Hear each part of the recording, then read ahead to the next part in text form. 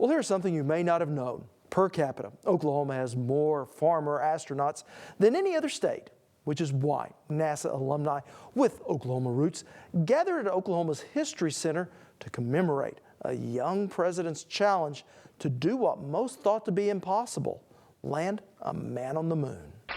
We choose to go to the moon in this decade and do the other things, not because they are easy, but because they are hard. It was a challenge that changed a nation. Because that goal will serve to organize and measure the best of our energies and skills. Because that challenge is one that we're willing to accept, one we are unwilling to postpone, and one we intend to win. And more than 50 years later, the challenges of space are still being conquered today. I still profess that General Stafford really landed on the moon. He just didn't tell anybody, particularly Donald Trump. Hello, Houston. We've got a beautiful view of the Earth here, but it's absolutely fantastic. And space pioneers like Thomas Stafford have had an extensive impact on NASA's success. And there's always lots of publicity about astronauts, but to me there's never been enough about the people that really made it happen. Straight out, Joe. It's a fantastic sight.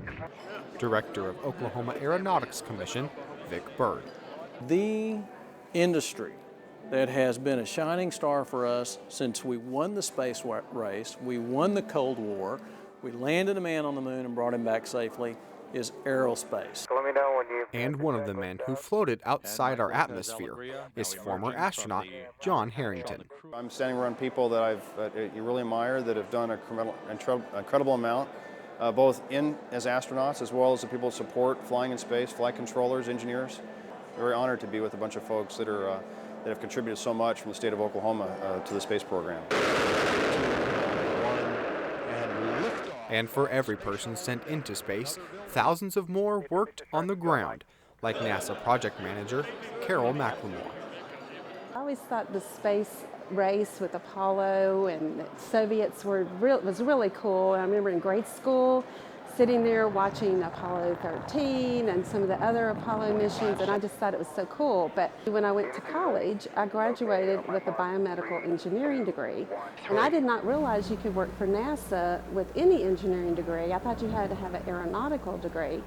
So when NASA came to Louisiana Tech, where I graduated from, I was so excited, and so I applied at NASA, and I got accepted, and I just thought that was the coolest job in the whole world, and it's really been great. A mission that 50 years of astronauts hope a new generation will take on. We've got to produce the workforce, and we've got to get young people interested in aerospace and aviation again, because we are the leaders of the world. We lead in this industry. Because that goal will serve to organize and measure the best of our energies and skills.